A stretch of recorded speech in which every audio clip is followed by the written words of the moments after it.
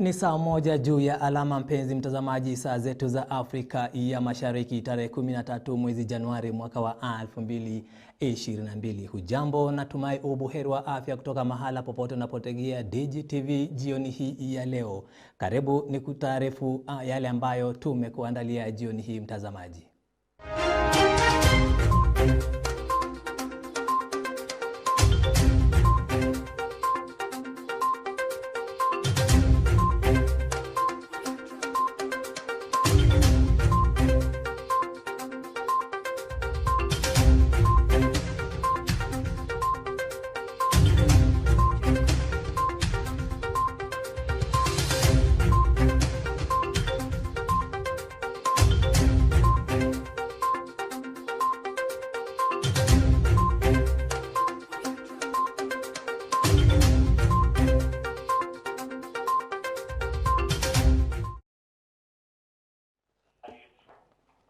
Mimi ni Humphrey Murunga, mtazamaji. Mitandao zetu za kijamii zote zipo wazi kabisa kwa ajili yako. Dgtv kila mahali. Kumbuka tuko live Facebook na YouTube. Hivyo basi andamana nami hadi tamati. Serikali imetenga takriban shilingi milioni 5 ya upanuzi wa angatua ya kiwanja cha ndege cha kitaifa cha Malindi katika kaunti ya Kilifi. Angatua hiyo yenye urefu wa kilomita 1.4 haina uwezo wa kusitiri ndege kubwa, hivyo basi serikali inapania kuongeza kilomita 2.5 zaidi. Joseph Okio anatupa taswira kamili ya mradi huo. Serikali ya kitaifa imetenga shilingi milioni 5 kulipia fidia na kununua ardhi itakayotumika kupanua angatua katika kiwanja cha ndege cha kimataifa cha Malindi katika kaunti ya Kilifi. Kwa sasa angatua hiyo ina urefu wa kilomita 1.4 ambayo haiwezi kuhimili ndege kubwa, hivyo kuelezea haja ya upanuzi wa kilomita 2.5 hivi.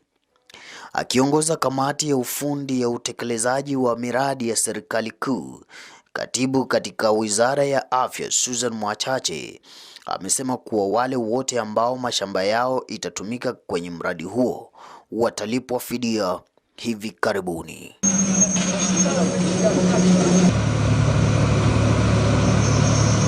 Would really be able to bring in the number of tourists that we are looking at, and be able to bring in the size of cargo aircrafts that would like to land here but are currently limited. So we've just realized that the biggest challenge, and this has been the challenge over many years, is the issue of acquisition of land. There is land that we need to acquire for KAA. And we have managed to acquire some part of it where this terminal is built, and compensation was given to the landowners. But we now have a budget of 5 billion to be able to acquire the land that is required for the runway to be expanded. Tuko na approved NEMA certificate ya kuweza kuendeleza runway. Sasa kilichobakia ni hela, na tunavyoongea sasa hivi report ishapelekwa katika ministry yetu to seek for allocation. Tunaharakisha kama vile madam amesema ifanywe haraka, maana kila tukikawia na value vile vile itazidi kupanda, na development zingine zinazoendelea ambazo we don't encourage. Hatungependelea wale wanaotusikiza sasa hivi wanaoishi sehemu zile, tafadhalini pale mulipo simamisheni majengo yenu hapo hapo, ili pia sisi mnatupatia kidogo urahisi wa kuweza kulipa wale ambao tushawafanyia evaluation. Joseph Okio kutoka katika kaunti ya Kilifi. Safi sana Joseph Okio kwa taarifa hiyo kuntu kabisa kutoka Kilifi. Tusonge mbele kwenye masuala ya elimu. Ni kwamba waziri wa elimu George Magoha amesema kwamba wahadhiri wa vyuo vikuu wapewe mazingira masafi ya kufanya kazi pasipo na yote kuwashurutisha au kuwatishia. Magoha alisema kwamba wahadhiri wana haki ya kutoa huduma zao katika eneo lolote humu nchini bila ubaguzi wowote. I will not be popular again.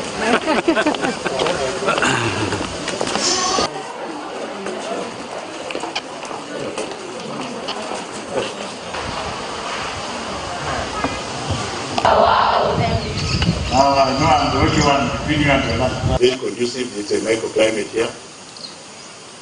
You create problems. At this age, we have got everything in the constitution, isn't it? There's nobody who will decide for me what I should do right now. So if a lecturer decides to teach even 10 subjects, and he wants to do so, he's very much encouraged to do so. Forget about the politics. When I was a teacher, are you listening? After dinner, I used to go back to the theaters and to the class to teach the surgeons. Did it make...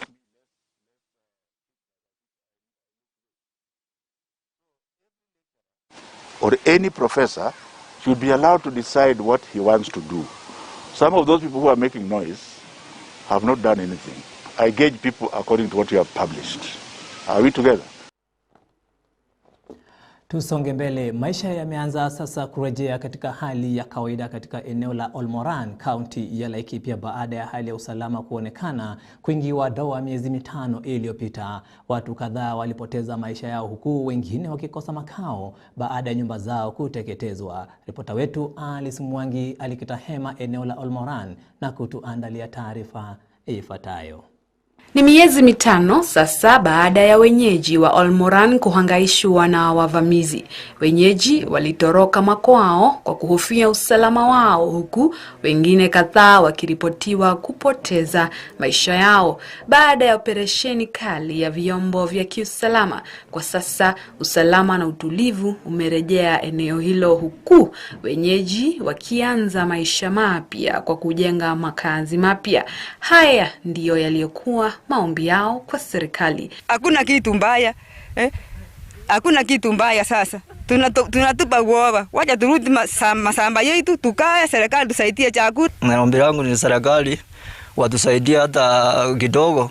Tuanze ile maisha ile yetu ya kawaida tulikuwa nayo. Kulipa gharama nyumba ni 1,200, hapo sasa iko na shida. Sasa ndio tunasema serikali iangalie kabisa, itusaidie vile turudi nyumbani, tukae masamba yetu, tuendelee kungangana na maisha yetu. Mambo ya usalama ni lazima tuyaangalie tuwezavyo, na tuombe serikali iendelee kutupatia askari wa kutosha na kuona kwamba tumelinda hawa watu ili warudi kwa maboma zao, kwa manyumba zao, na wakati huu ambao ni mzimu wa kutayarisha mashamba watu walime, wapewe angalau mbegu na fertilizer, kwa sababu hawa watu hawana chochote ambazo wanaweza wakauza ili wajisaidie. Upande wa serikali pia hawakukosa ahadi kwa wakazi wa Olmoran, huku mikakati ya ujenzi wa kituo cha polisi ikiwa mipangoni. Sasa kuna amani na warudi katika mashamba zao, waendelee na maisha yao, kwa sababu hawana kwengineko kwao. Kwao ni hapa, wana haki ya kuishi hapa, na sisi kama serikali ya Uhuru Kenyatta na ya Derito Muriithi ya county tutashirikiana bega kwa bega kuhakikisha kwamba maisha yao inaendelea vizuri. Wenyeji basi watakuwa na uwezo wa kurudi kwa hizi manyumba zao, hizi mpya. Na vile umeona tumetengeneza barabara na mengine, kwa sababu tunataka sana hawa wenyeji waweze kuendelea kwa kazi zao za ukulima hapa Kisindogo na eneo lote la Laikipia West Farm. Nikiripotia runinga Dgtv jioni kutoka eneo la Olmoran, kaunti ya Laikipia, jina langu ni Alice Mwangi.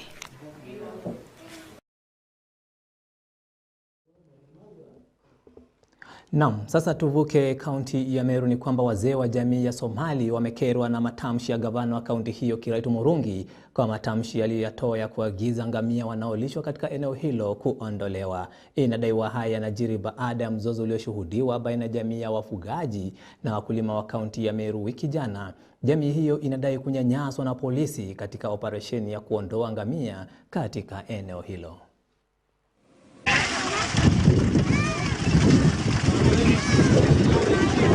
Tunataka kuambia Mheshimiwa Humphrey Murunga, Meru County haimaanishi ni ya Wameru peke yake. Meru County kila jamii ya Wakenya yote wanaweza ishi. Lakini yeye kusema jamii fulani ifurushwe hapa na mali yao zitolewe hapa, sisi tunakondemna hiyo mambo, na tunataka kuambia NCIC ichukulie hatua Mheshimiwa Humphrey. Kama wamama tumewachwa wajane, watoto wetu wamewachwa mayatima, manyumba zimechomwa, na hiyo sisi hatujui kwa nini imetokea. Kama ni wafugaji walikoseana, watu wangeenda kudili huko mistuni, watafute suluhisho, lakini si kuja kwa manyata, kuchoma manyumba, kufukuza watoto, kufukuza ngamia wakipitiza ndani ya manyata wakiwa na vifaru. Maaskari wamechapa wa mama zetu. Na hiyo maneno wa Kareto sisi tutafuatilia. Tunaomba serikali wafuatilie hiyo maneno. Serikali kuu wafuatilie, ECIC wafuatilie, wafikishe mahali. Kwa sababu ni moja yao juzi walistakiwa na speaker head speech ambao juzi walistakiwa na senator ya Mero. Tunataka kujua Kinoti atuambie serikali ilikuwa ichunguze na waweze kushika wale perpetrators, ama ni kujumlisha jamii mzima na kuiweka jamii mzima kama wahalifu. Na langu lingine naenda kwa Mheshimiwa Matiang'i. Matiang'i, tunataka kujua ya kwamba yale yaliyotendeka alifanya uchunguzi, atuambie ama atakuwa anafuata mambo ya social platforms na afanye hukumu yake akitumia social platform. Naam, tukisalia tu katika kaunti hiyo ya Meru, eneo la Nkubu, kijana mwenye umri wa miaka 21 anaendelea kupata matibabu katika hospitali moja eneo hilo baada ya kupigwa risasi na polisi mguuni baada ya wawili hao kutofautiana. Inadaiwa kuwa polisi huyo ambaye alikuwa ameshika doria katika benki alimfyatulia Faris Karani risasi mguuni kwa madai ya kurandaranda karibu na benki hiyo. Huyu hapa Wanjiku Ngahu na mengi zaidi. Wazazi wa kijana mmoja aliyepigwa risasi na polisi katika eneo la Nkumbu, kaunti ya Meru, kwa madai ya kurandaranda karibu na benki moja katika kaunti hiyo wanalilia haki itendeke kwa mwanao. Wazazi hao wanadai kuwa wanahofia hali ya mwanao. Mwadhiriwa Francis Karani katika kauli yake alisema kwamba yeye kukosa barakoa ndicho chanzo cha yaliyomsibu. Sikuwa na mask, akaniambia nirudi ninunue mask. Kaenda nikanunua mask. Kurundi akaniuliza unajua naweza kubeba nini? Nikamwambia what the issue? Mbona uvai mask? Huwezi ingia bank bila mask. Nikamwambia si nimenunua. So akaniitisha kachai. So mi nikajaribu nikamwambia mambo sitaweza siwezi pata ngiri moja. So mi nikajivuta kama nataka kuenda. Akaniambia unataka tuone nani ako na nguvu kuliko mwingine. So mi after hapo nilisikia tu sauti. Kujaribu kukanyanga chini, mguu imepigwa risasi. Hata hivyo, polisi katika taarifa yao iliyotolewa na kamanda wa polisi wa Imenti Kusini William Maronga alisema kwamba kijana huyo alikuwa akirandaranda nje ya benki na alipoarifiwa aondoke akatoa vurugu. Wakati alikuwa anataka kucross the road, ikawa kuna gari lingine imekuja ya masiwa. Askari akaona hiyo gari inaweza kanyaga yeye kwenda kumfuruta, na hiyo mtu akaona ni kama ameshikwa, ndio alipiga askari kofi. Kutokea pale askari akasema akataka kujua kwa nini amepigwa kofi. Wakaanza kufurutana pale. Askari alikuwa na bunduki. In the event of struggling, risasi ikawa imeponyoka ikapiga chini, kumbe imepiga huyo mteja.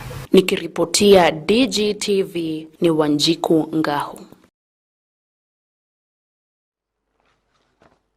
Naam, tukitoka Meru sasa wacha tuelekee Nyanza. Visa vya migodi kuporomoka na kusababisha majanga kwa wanaochuma riziki ndani ya migodi hiyo vimekuwa vikwazo kwa maisha ya wenyeji wa eneo la Nyatike, kaunti ya Migori. Haya yanajiri baada ya visa kushuhudiwa vya watu kufunikwa na migodi kwa siku kadhaa ambazo zimepita. Ni suala ambalo wenyeji wanaomba serikali kuvulia njuga na angalau kuwapa mkono wa msaada ili kuepuka majanga kama hayo kwa siku za usoni. Huyu hapa ripota wetu Vivian Wanjiku na kina cha taarifa hiyo kutoka kaunti ya Migori.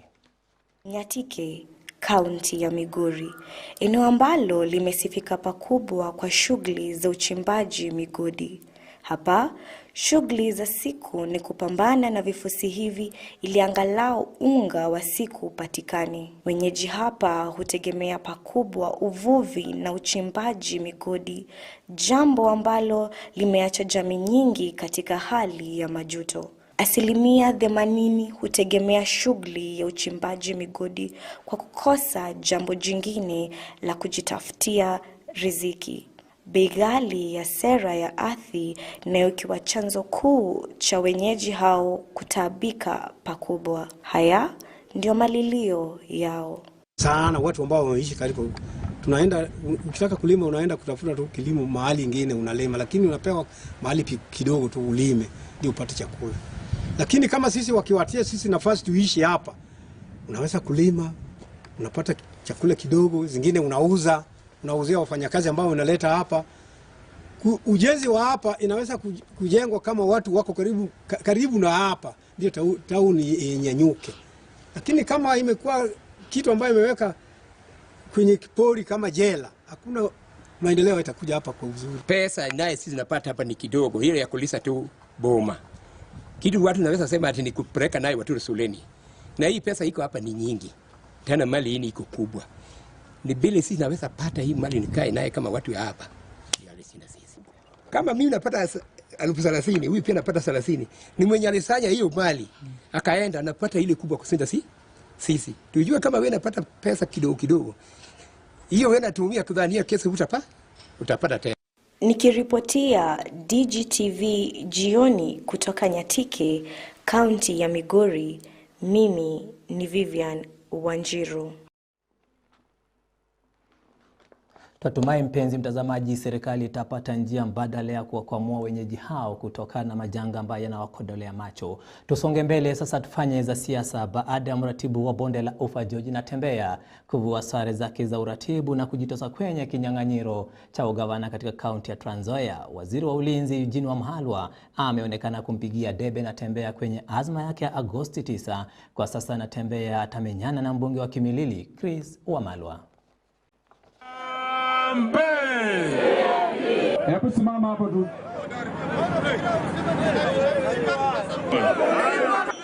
Alafu nikiuliza alama mnasema engwe. Sawa sawa? Okay, tuko hapa kuamua na tuanze kutembea. Watu wa Weonia, mnataka tuendelee kukwama ama tutembee? Tutembee bwana. Mnataka tutembee ama tukwame na Fort Kenya? Tutembea. Tutembee na nani? Tutembea. Tutembee na nani? Tutembea. Tutembee na nani? Tutembea. Wangapi wanasema tutembee na Natembeya twende mbele kwa maendeleo? Basi hii ndio timu ya Natembeya, na tunasema kutoka kwa MCA kwa ubunge hadi women rep, Senator Murunga kwa hapa, governor, wote tutembee na nani? Natembeya. Chama ni useme na sauti bwana. Chama ni chama ni form ni Natembeya. Form ni Natembeya. Sasa mtazamaji, tukitoka magharibi mwa nchi, sasa tureje Nairobi ambapo kinara wa Wiper Kalonzo Musyoka alifanya ziara yake katika mtaa wa mabanda ya Mukuru kwa Njenga. Kalonzo alikashifu vikali shughuli iliyotekelezwa katika mtaa huo ya ubomozi wa makazi ya wenyeji, huku akitaka wahusika kujiuzulu katika nyadhifa zao, akidai kwamba walienda kinyume na katiba. Aidha, Kalonzo alisema kwamba serikali ina jukumu la kulinda maisha ya Wakenya na wala sio kuwadhulumu. Alitaja kwamba serikali inapaswa kuwaomba radhi wakazi wa Mukuru kwa Njenga. Kinara huyo alitoa msaada wa chakula kwa wenyeji wa mtaa huo. Mimi as a senior leader in this country, nataka niwape pole sana zangu mimi mwenyewe. Nyinyi mmevuka mwaka kwa dhiki na njaa. Yaani yule ambaye amebomolea watu manyumba amefanya hiyo kinyume na katiba ya nchi ya Kenya. Hapa sijawahi kuona karne ya 21 mwananchi wa kawaida akivalia gunia kwa sababu hana pesa yoyote. Nyinyi wanaruninga, onyesheni vile wananchi wa Kenya wanavalia kama nguo magunia.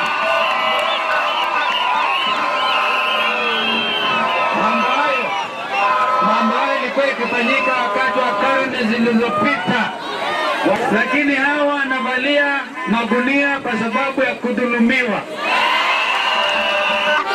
Matiang'i ambaye amekuja hapa amekula hiyo kiapo. Tunaelewana? Kwa hivyo kwanza watu wa Mukuru kwa Njenga wana haki ya kudai apology kutoka kwa serikali.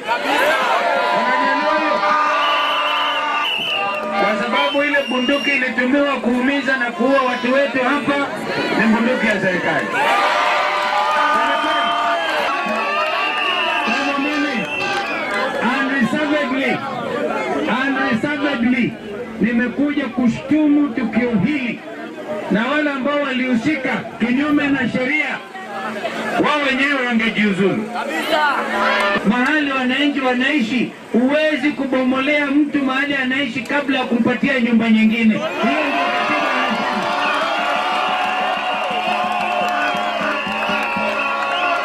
Na mimi vile ambao wamesema leo siwezi kuja hata mikono mitupu.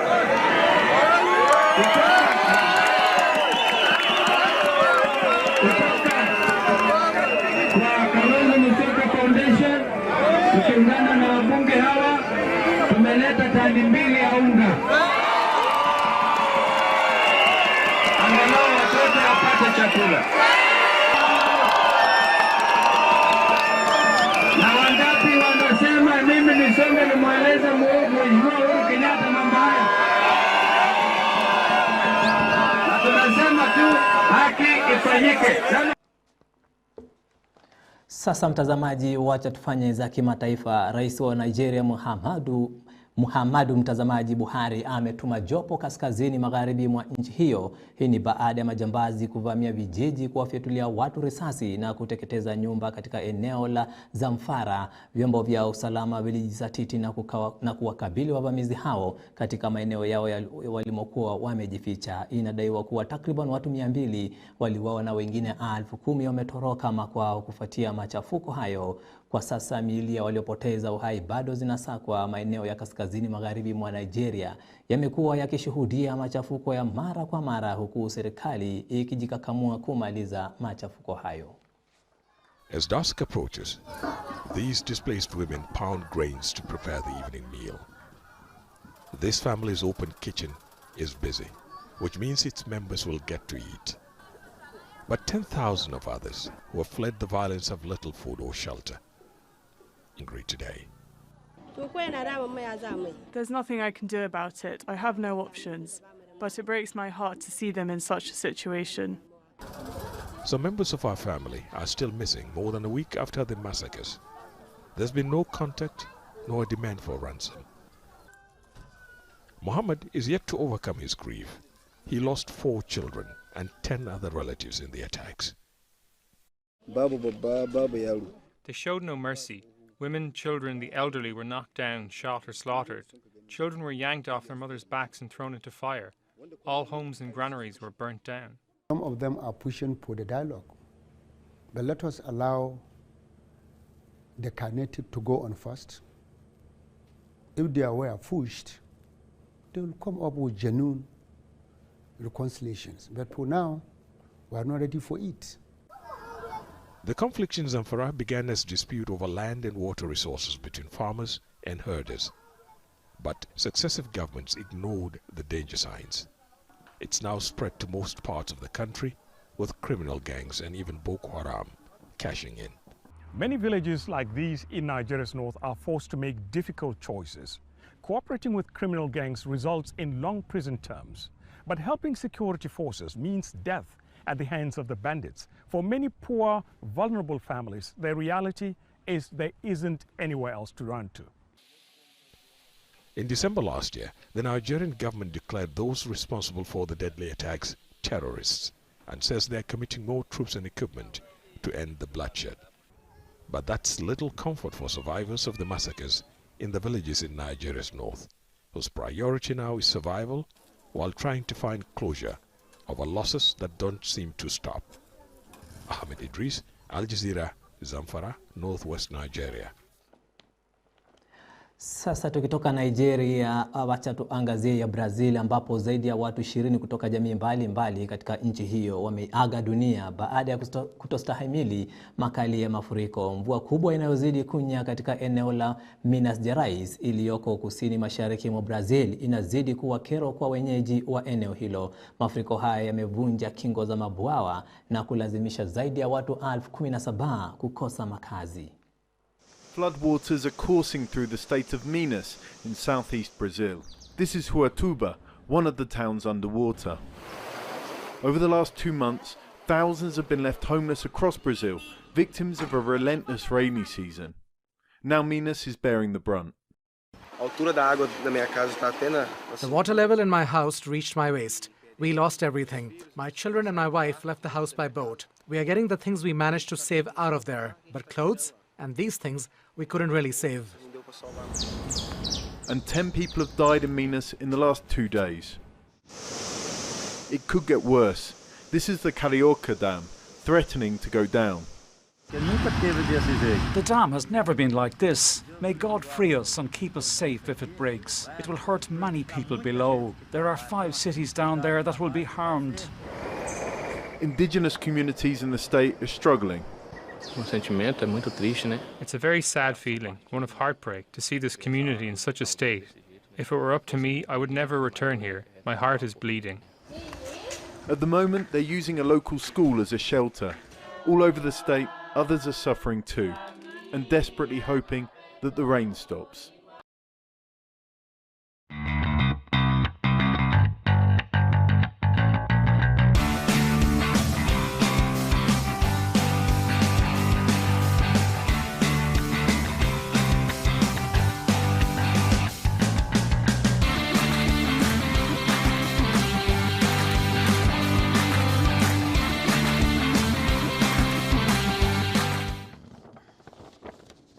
Sasa mtazamaji, baada ya mrindimo huo wa spoti, wacha tufanye vya viwanjani katika kinyang'anyiro cha kombe la bara Afrika inayoendelea kule Cameroon. Hiyo jana Tunisia walikuwa wenyeji wa Mali, mechi iliyoishia kwa bao 1-0 na Gambia wakiinyuka Mauritania bao 1-0, huku Equatorial Guinea wakifunga udhia dhidi ya Ivory Coast. Huyu hapa kaka Yusufu na mkusanyiko viwanjani.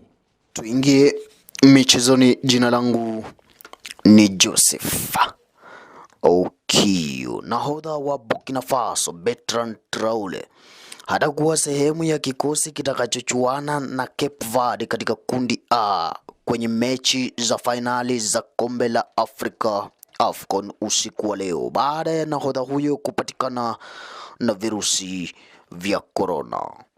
Tuingie kwenye matokeo ya mechi zilizogaragazwa mtazamaji. Mali waliwatandika Tunisia bao 1-0 katika mechi ya kundi F kwenye fainali ya kombe hiyo la AFCON nchini Cameroon. Hata hivyo, mchuano huo ulikatika kwa utata baada ya refa raia wa Zambia Jenny Sikaze kupuliza kipenga cha mwisho kabla ya dakika 90 kukamilika. Kwingineko, mshambulizi Abilie Jalo aliifungia Gambia bao la pekee la ushindi katika dakika ya 10 baada ya kushirikiana vilivyo na Musa Barrow na kuvuna ushindi wa bao 1-0 dhidi ya Mauritania. Tuelekee ugaibuni. Klabu ya Chelsea watakutana na Arsenal au Liverpool kwenye finali ya Carabao Cup msimu huu ugani Wembley mwishoni mwa Februari baada ya kuidingua nje Tottenham Hotspur kwa mabao 3-0. Vijana wa kocha Tuchel walikunguta Spurs bao 1-0 ugenini katika mechi ya marudiano iliyosakatwa Jumatano usiku. Bao la pekee la Chelsea lilitiwa ndani wavuni naye beki Antonio Rudiger. Meza ya michezo, niite Joseph Okio.